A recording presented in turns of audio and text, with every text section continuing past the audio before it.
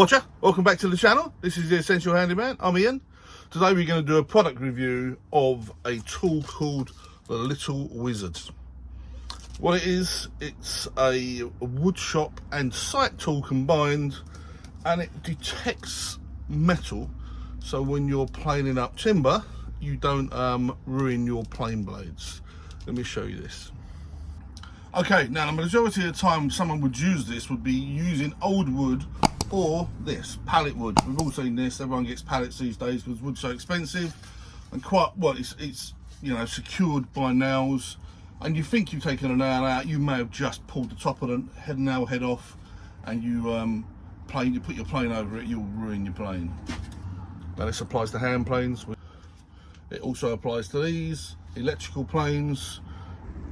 It also applies to these benchtop stroke worktop thicknesses, and also any planers, benchtop planers you may have in your workshop.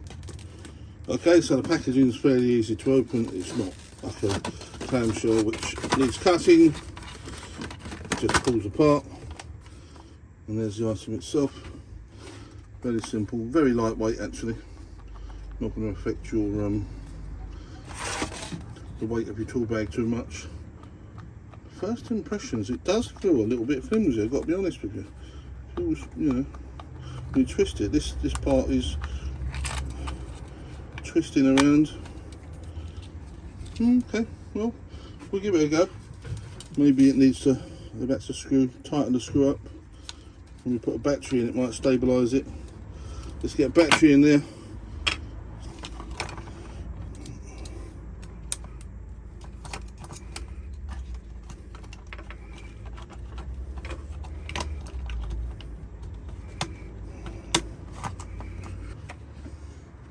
Okay, so instructions are on the back of the card. Got the best instructions in the world. It says turn it on, and you'll see as soon as it turns on, it beeps. So that can go all the way up. It says adjust backwards until it stops, but the only time it stops is when you turn it off. However, there is a little, that goes from 1 to 0. There's a little screw on the front called fine tuning, and it says at the back, fine tuning, set the on off dial about halfway, hold away from metal and turn the fine tuning screw to the point where beeping just stops. So it's about halfway. We'll try this and we'll see how it works.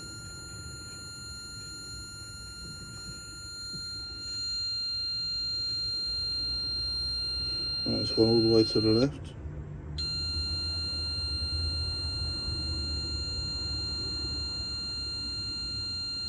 Right, so that's got stuck in there. Okay, so that is on, and it's been fine tuned. Let's see if it will pick up the nails in my worktop.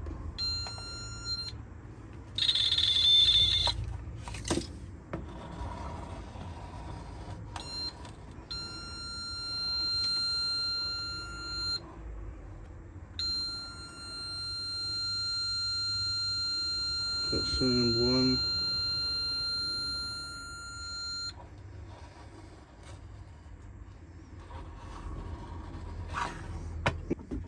Okay, this is interesting. So the lights will light up due to proximity.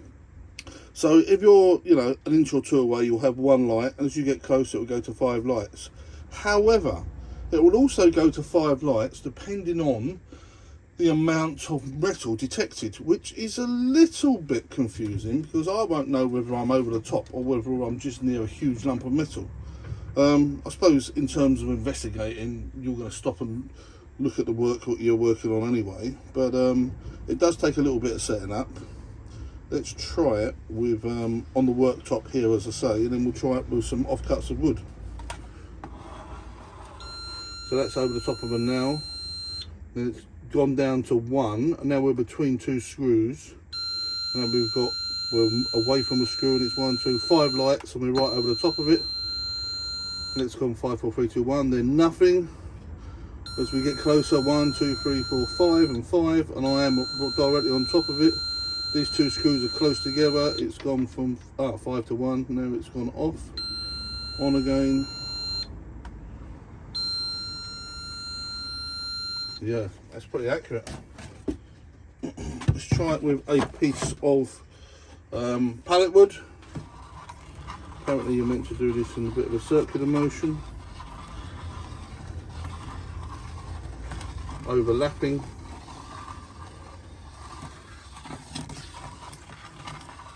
I'm pretty sure there are no screws or nails in here, but you can never tell whether or not you've left a little bit. You know, as I said before, a head's broken off or something. Right, so that's not picked anything up at all, which is what I expected. But the next two little bits of scrap wood I've got, as you can see, I've still got the nails in the back. So let's put that down, see how accurate this is. I imagine we can just run this straight along.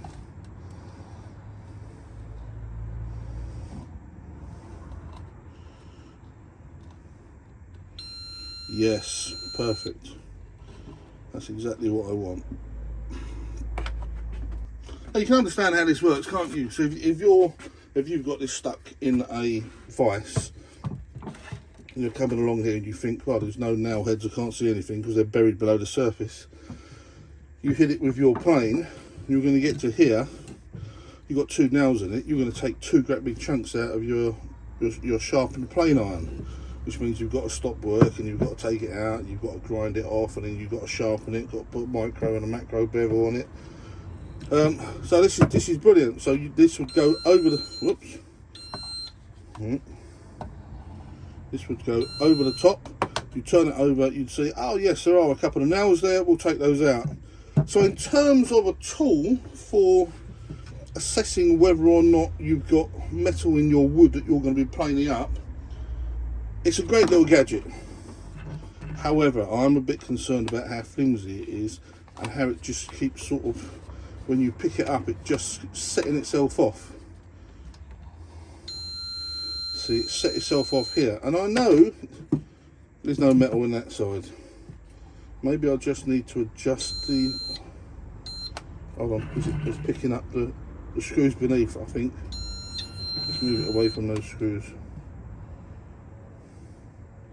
We're getting towards screws again.